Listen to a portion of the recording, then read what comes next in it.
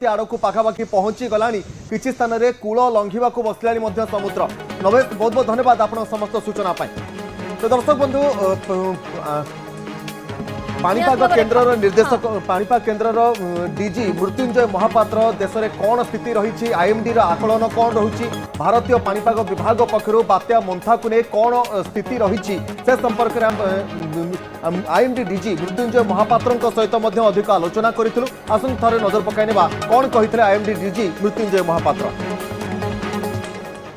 बर्तमान साइक्लोन मंथाटी घनीभूत हो गोटे सीवियर साइक्लोन स्टॉर्म अर्थात प्रबल घूर्णिबात्या परिणत होती आज सकाळे यह क्रमशः उत्तर उत्तर पश्चिम दिगरे गति करुच्ची। काकिनाडा पाखर प्रायतः 240 किलोमीटर दूर अभिकेन्द्रीभूत अच्छी।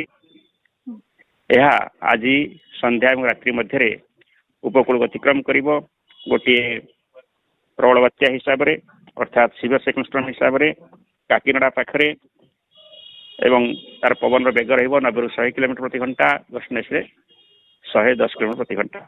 ओडिशा उपरे यार प्रभाव वर्षा आकार आरंभ हो जाइए। पवन बेग बर्तमान ओडिशा उपकूल निकट समुद्र रही 45 ରୁ 55 किलोमीटर प्रति घंटा पवन प्रभावित होती दक्षिण ओडिशा पाखापाखि समुद्र में एवं दक्षिण ओडिशार उपकूल अंचल एवं आभ्यंतरीण जिला मानक वर्षा होउछि।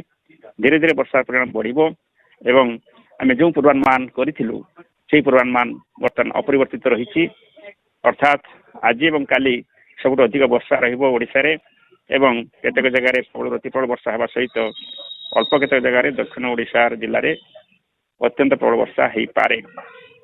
पवन बेग जहाँ कही आम आगुरी से बजाय रखी 60 ରୁ 70 किलोमीटर प्रति घंटा आज 28 तारिख संध्या पर एवं 29 तारिख सकाळ पर्यंत दक्षिण ओडिशार जो जिला स्पेशली कोरापुट नवरंगपुर रायगड़ा मालकानगिरी गजपति गंजाम इत्यादि जिले में अनुभूत होबार संभावना रही।